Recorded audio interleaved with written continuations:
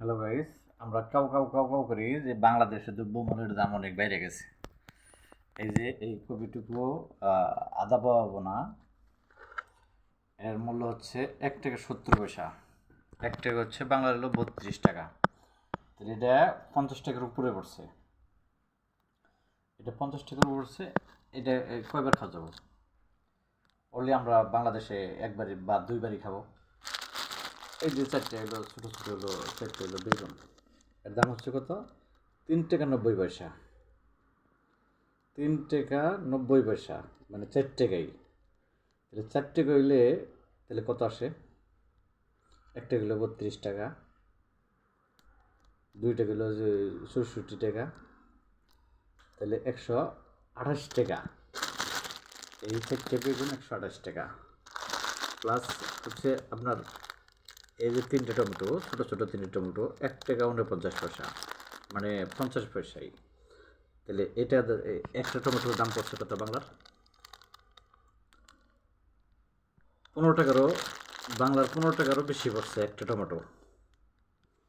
আর এই যে ধনিয়া পাতা আমাদের এক কাটি দেয় 5 টাকা বা 10 টাকা। এই তিন তিন তিন পিস ধনিয়া পাতা 1 রিঙ্গিত, তার দাম হচ্ছে 32 টাকা। এই যে কটা কাঁচামরিচ, এই কটা কাঁচামরিচ দাম হচ্ছে 1 টাকা। তাহলে টোটাল আমার এখানে বাজার আছে প্রায় 10 টাকার মতো, মানে কয়েক পয়সা কম আছে 10 টাকার মতো। এই 10 টাকা, 10 রিঙ্গিত, 10 রিঙ্গিতের তাহলে 32 টাকা হলে কত টাকা আসে বাংলাদেশে? আমার মনে হয় যে এই কাঁচা বাজারগুলো করলে 2টা ব্যাগে নিয়ে যাওয়া যাবে না। আর আমাদের বাংলাদেশি জনগণ কাউ কাউ করি আমরা যে আমাদের দেশে দ্রব্যমূল্যের দাম বাড়া, দ্রব্যমূল্যের দাম বাড়া। আরে ভাই, কোথায় দ্রব্যমূল্যের দাম বাড়া? এগুলো কিন্তু এই দেশে তৈরি, এই দেশে কিন্তু আবাদ হয়। এদের কিন্তু গ্রাম অঞ্চল আছে, মানে কাম্পং, এগুলো কিন্তু এই দেশে আবাদ হয়। কপি কন যাই কিছু কন, এটা এই দেশে আবাদ হয়, তারপর কিন্তু এই দেশের এটার ব্যয়বহুল দাম।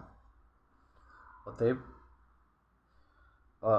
অযথা আমাদের দেশের সরকারের বিব্রত করা দরকার নাই, তাদের দোষার দরকার নাই।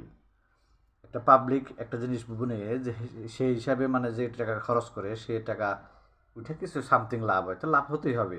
আমাদের যেগুলো এই যে বাজারে আমি আনছি আজকে এই মালয়েশিয়াতে, তো বাজারটিতে আমি নিজে দেখাইতেছি, এটা রেট দেওয়া আছে, প্রতিটাই রেট দেওয়া আছে। এগুলো 99 থেকে আনা, প্রতিটাই রেট দেওয়া আছে। এখন যাই হোক, সবাই ভালো থাকেন, সুস্থ থাকেন, আর যে এসকে স্টার টিভির সাথে থাকেন। আল্লাহ হাফেজ।